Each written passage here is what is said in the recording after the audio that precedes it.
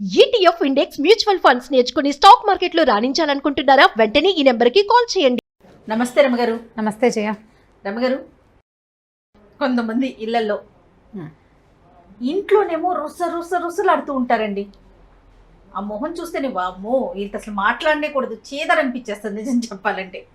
బయటకు వెళ్ళి మాత్రం గుమ్మం దాటటం చాలు ఎంతో మర్యాదగా మాట్లాడతారు. ఇరుగు పొరుగుతో కావచ్చు, ఫ్రెండ్స్తో కావచ్చు, లేకపోతే ఫోన్లు వచ్చినా సరే ఎంత ఓపికగానో ఎంతో మర్యాదగా ఎంతో టైం ఇచ్చి మాట్లాడతారు.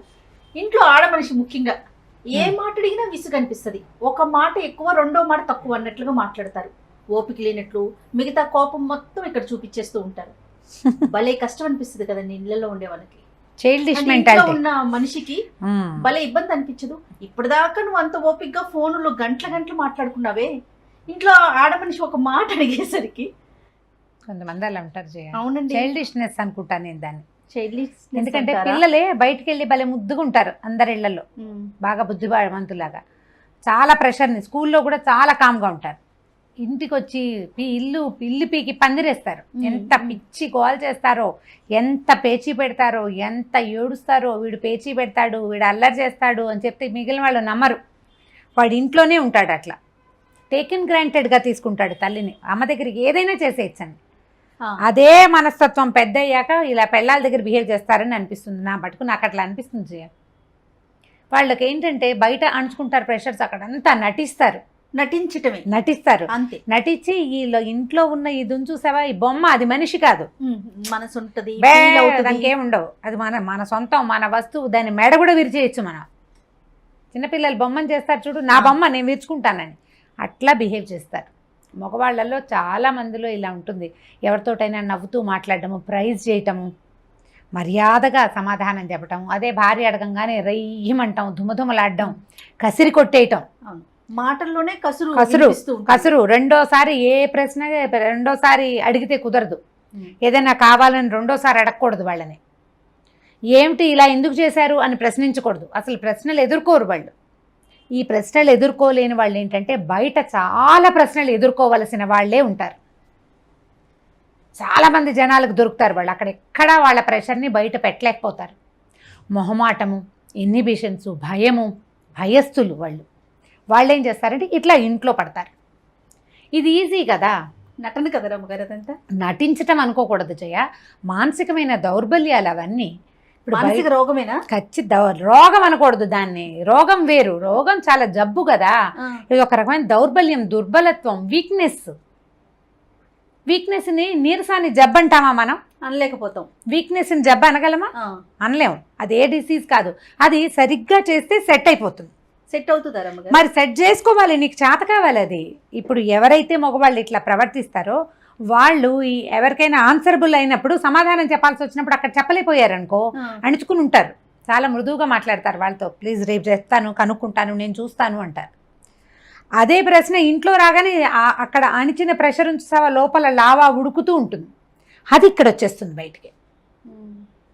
అది నటన కాదు, జబ్బు కాదు, కేవలము ఆ వీక్నెసే. ఆ పరిస్థితుల్ని ఫేస్ చేయలేక, ఎవరికైనా సమాధానం చెప్పలేక, అలాంటి పరిస్థితుల్లో ధైర్యంగా ఉండలేక, పరిస్థితుల్ని హ్యాండిల్ చేయలేక అణుచుకున్న ప్రెషర్ అంతా ఇంట్లో బయట పెడతారు. అది ఎప్పుడైనా ఒకసారి ఇంట్లో బయట పెడితే ఆ వీక్నెస్ని, సరే ఏదో బయట పాపం తనకి డిస్టర్బెన్స్ ఉంది, ఏం చేస్తారులే సర్దుకోవటానికి ఆడమనిషికి అవకాశం ఉంటుంది. ఎప్పుడు అలాగే ఉండే వాళ్ళతో ఎట్లా? క్రమంగా అలవాటు చేసేసుకుంటారు దాన్ని. ఇంటికి వచ్చి రుసరుసలాడచ్చు, దుమదుమలాడచ్చు, అయినా కూడా నాకు భోజనం నడిచిపోతుంది, నాకు మిగిలిన వ్యవహారాలన్నీ నడిచిపోతాయి, ఇల్లు నడిచిపోతూనే ఉంటుంది. అదే ఆ పెళ్ళం వెనక్కి తిరిగి ఏ అట్లగాడ పెట్టారు రెండు వడ్డిచ్చింది అనుకో, ఇంట్లో కూడా మాట్లాడకుండా ఉంటారు.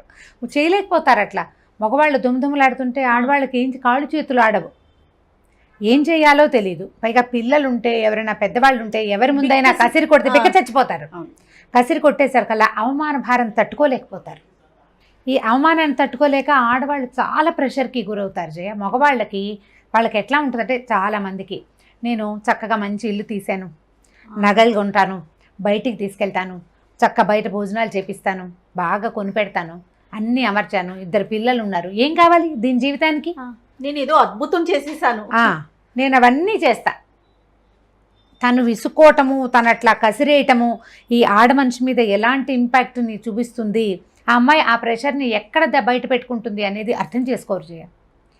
50% ఆడవాళ్ల తాలూకు బీపీలకి, స్పాండిలైటిస్కి, తర్వాత రకరకాల అనారోగ్యాలు, తొందరగా డయాబెటీస్ రావడానికి ఇది కారణం. బయట పెట్టుకోలేకపోతే ప్రెషర్ని, ఆ ప్రెషర్ వీళ్ళే తీసుకోవాల్సి వస్తుంది. పనులు తప్పవు, పిల్లలు తప్పరు, పిల్లల్ని చూసుకోవద్దు. శారీరకంగా కొంత ప్రతి నెలా వచ్చే బలహీనత కొంత ఉంటుంది. ఇంత కసిరి కొట్టిన వాడితోటి మామూలుగా ఉండాలంటే ఎంత దించుకుపోవాలి లోపల లోపల, ఎంత కష్టం. కసిరేసినా మళ్ళీ మామూలుగా ఉండి తిండి అమర్చి పెట్టాలంటే మనకు కూడా విసిరేసే అవకాశం వస్తే బాగుండు అనిపిస్తుంది. ఆ విసిరే అవకాశం ఉన్నవాళ్ళు విసిరేస్తారు, గోల్ చేస్తారు, పోట్లాడతారు. ఇల్లు రణరంగంలాగా ఉంటుంది. ఆయన విసుకుంటాడు, ఆవిడ విసుకుంటుంది. పిల్లలు ఎక్కడికి పారిపోదండ్రా దేవుడా అని ఏడుస్తూ ఉంటారు. అత్త మామ ఇంట్లో ఉండలేరు. ఈ ప్రెషర్ అణుచుకోలేని ఆడవాళ్ళు ఇలా ప్రవర్తిస్తారు, గొడవలు అయిపోతాయి. ప్రెషర్ అణుచుకునే వాళ్ళు అనారోగ్యాల పాలైపోతారు. తొందరగా వృద్ధాప్యం వచ్చేస్తుంది. అడగలేకపోతారు, అడగలేరు, ప్రెషర్ని అణుచుకోవాల్సి వస్తుంది. ప్రతి మగవాళ్ళు భార్య వీక్గా కనపడుతున్నా, లేకపోతే తొందరగానే తనకంటే 5-6 ఏళ్ళు చిన్నది ఏజ్డ్ లుక్ ఎందుకు వచ్చింది ఈ అమ్మాయికి అనేది ఆలోచిస్తే దానికి కారణం 50% మనమేనని తెలుస్తుంది. 100% అని నేను అన్నాను.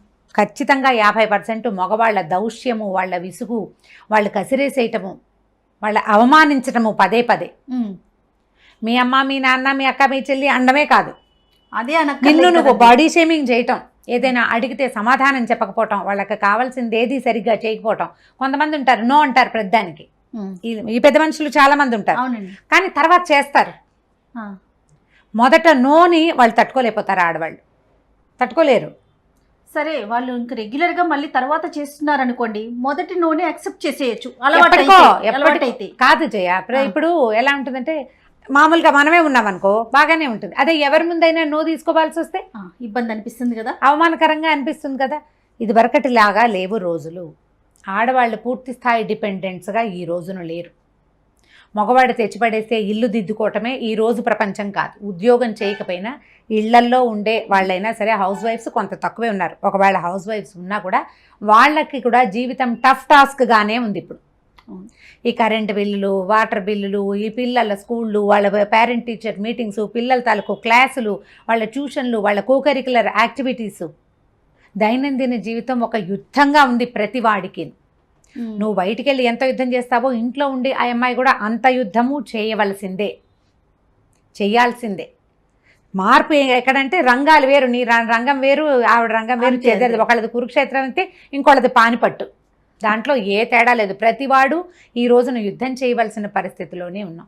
భార్యలు ఉద్యోగం చేసే అమ్మాయి అయితే మరీ కష్టం. ఒకవేళ ఇంట్లో ఉండే భార్యలు డిప్రెషన్కి గురవుతున్నా, డిప్రెషన్లోకి దిగిపోతున్నా, తొందరగా అనారోగ్యాల పాలవుతున్నా, తర్వాత మానసికంగా వీళ్ళు ఏదైనా ఇబ్బంది పడుతున్నారనిపించిన, ఏజ్డ్ లుక్ వచ్చేస్తున్నా, మొట్టమొదట మీ పరిస్థితి ఏమిటి అనేది మగవాళ్ళు ఆలోచించుకోవాలి. మనం ఏం చేస్తున్నాం, వీళ్ళు ఇలా అవ్వడానికి మన పాత్ర ఉందా అనేది ఆలోచించుకుని కరెక్ట్ చేసుకోవాలి. మీరు భార్య మీద విసుక్కోవటం కాకుండా ప్రధానంగా ఏంటంటే మీరు బయటకు వచ్చే రకరకాల టాస్కుల్ని వాటిని డైరెక్ట్ అటాక్ ఇవ్వటం వన్స్ ప్రాక్టీస్ చేస్తే జీవితంలో మీరు ఇంకా ముందుకెళ్తారు. ప్రెషర్ అణుచుకుని ఇక్కడికి వచ్చి ఇక్కడ లావాలాగా అగ్నిపర్వతం బద్దలైనట్టు ఇంట్లో బద్దలైతే ప్రయోజనం ఏముంది? కానీ ఇప్పుడు భర్త పదే పదే భార్యను అలా విసుక్కుంటూ ఉంటే రమ్మగారు, పిల్లలకి అది అడ్వాంటేజ్. అమ్మను అసలు లెక్క చేయరు. పైగా నాన్న రాని నీ సంగతి చెప్తా అన్నట్లుగా వెళ్ళిపోతుంది అంటారు. పిల్లల్లోకి వస్తే అంటారేమో. చిన్న టీనేజ్ లో కాదు, టీనేజ్ లో తల్లిని లెక్క చేయరు. చిన్నప్పుడైతే నన్ను కొట్టావుగా, నాన్న వచ్చాక నీ పని చెప్తానంటారు. నాన్న వచ్చాక నీ పని చెప్తా, నాన్నతో చెప్తా నీ సంగతి. తల్లులకి విలువివ్వరు, తల్లికి విలువివ్వరు. తల్లికి విలువ ఇవ్వకపోతే జీవితంలో వాడి విలువ వాడే తెలుసుకోలేకపోతాడు. ఏ పిల్లవాడైనా కారణం ఈ భర్తే అవుతాడు కదా, 100% భర్తే అవుతారు. మగ పిల్లలకి కూడా ఈ ప్రెషర్, బయట ప్రెషర్ అంచుకుని ఇంటికి వచ్చి అల్లరి చేసే మనస్తత్వం పిల్లల్లో ఉన్నా కూడా మనం దాన్ని కొంత కరెక్ట్ చేయాలి జయ. చెప్తూ ఉండాలి, ఇలా చేయకూడదు, తప్పు అని. ఇది సరైంది కాదు, నీకు అంత ప్రెషర్గా ఉందా, 4 గుంజీలది పైకి కిందకి ఎక్కి దిగిరా, లోపల అంచుకున్నది బయటకు వెళ్ళిపోతుంది. గుంజీలు తీస్తామండి, భర్తను ఏం చేయడం గారు. ఇప్పుడు చూద్దాం ఎంతమంది ఇస్తారు. నీకు ప్రెషర్గా ఉంటే గాలి తీసుకో, బాగా ఊపిరి తీసుకో, ప్లెంటీ ఆఫ్ ఆక్సిజన్ లోపలికి పోనివ్వు, సగం తిక్క తీరుతుంది. ఏదైనా హాయిగా వేడిగా తాగు, తీయగా తిను, పిల్లలతో కాసేపు ఆడుకో, లేదా ఆకుపచ్చగా ఉన్న చోట వెళ్ళి పచ్చగా ఉన్న చోట తిరిగిరా. ప్రెషర్ రిలీవ్ చేయి లోపల నుంచి. అదంతా నా మీద పడేస్తే నేను ఇది హ్యాండిల్ చేయలేకపోతున్నానని చెప్పగలిగే అవకాశం ఉన్న వాళ్ళు చెప్పుకోవాలి. లేని పరిస్థితి అయితే లేని పరిస్థితి అయితే ఏముంది, మీరు కూడా ఆ దాన్ని ఎక్కడైనా ప్రెషర్ని రిలీజ్ చేసుకోవాలి. ఎవరైనా సహాయం తీసుకోండి. ఏం చేయాలి, మన కజిన్స్లో కానీ అతని ఫ్రెండ్స్లో కానీ వాళ్ళ అమ్మగారిని కానీ వాళ్ళ తల్లులు సహాయం చేస్తారో చేరు, వాళ్ళ చెల్లెళ్ళు కానీ మీరేం చేయాలి, దానికోసం మానవ సంబంధాలు బాగా మెరుగుపరుచుకోవాలి. చుట్టూతా ఉన్న వాళ్ళందరితోటి ఫ్రెండ్షిప్ ఉంచుకోండి. వాళ్ళ ద్వారా ఇతన్ని సెట్ చేయగలమేమో చూడండి. కొంతమందిని మనం డైరెక్ట్గా మాట్లాడలేము, ఎవరితోటైనా చెప్పించవచ్చు. ఆ అవకాశాన్ని యూటిలైజ్ చేసుకోండి. ఫ్రెండ్స్తో చెప్పించవచ్చు. ఇట్లా విసురుకుంటూ కసుకుంటే అమ్మాయి ఏమవుతుందిరా అని ఎవరైనా కనుక చెప్తే కొంచెం తగ్గచ్చు, కాస్త తగ్గేందుకు అవకాశం ఉంది. నా మీద మళ్ళీ అందరికి వెళ్ళి చెప్తున్నావు అని అదొక ఇష్యూ క్రియేట్ చేయరు కదా. అది అప్పుడు అయితే అవుతుంది. అలాంటి వాళ్ళకి వాళ్ళకి తగిన క్రియ అప్పుడు చేసుకోవచ్చు. నేను చెప్పడం ఎందుకు, నువ్వే దుమ్దుమలాడుతుంటావు, వాళ్ళకి కనపట్టాలా క్లియర్గా. చాలా మంది ఉంటారు ఫ్రెండ్స్ ముందు కూడా భార్యని కసిరేసి విసుకుంటారు జయ. అవును, చాలా చిరాగ్గా ఉంటుంది అలాంటి వాళ్ళని చూస్తే. ఎవరి ముందైనా సరే, ఎవరైనా ఉండనివ్వు. అదేంటంటే నీకు అవతల వ్యక్తి మనిషిగా కనపడదు, అది నీ బొమ్మ, దాన్ని నువ్వేమైనా చేస్తావు అంతే, నీ పాయింట్. అదొక మనిషి ఇప్పుడు నీ చేతిలో ₹1,00,000 ఫోన్ ఉంటే ఫోన్ అయితే విసిరి కొట్టగలవా నువ్వు? డబ్బులు గుర్తొస్తాయి. అమ్మో ఫోన్ విసిరేస్తే ఎట్లా, 1,00,000 మనం సంపాదించాం, అవతల మనిషి రక్త మాంసాలతో జవసత్వాలతో ఉన్న దాన్ని విసిరి కొట్టేస్తే ఆ బొమ్మ పగలదు, లోపల చితికిపోతుంది. అంతే కదా. అంతే, విసుకోవటం కసురుకోవటం, పిల్లల్ని కసిరినట్టు. మనం పిల్లల్నే కసరకూడదు. ఇప్పుడు వారి పెద్దవాళ్ళని తల్లుల్ని కసిరితే ఎట్లా? అవును, జీవితం పాడైపోతుంది. మనకి సమాజం బహు చిన్నది, మన ప్రపంచాలు చాలా చిన్నవైపోతున్నాయి.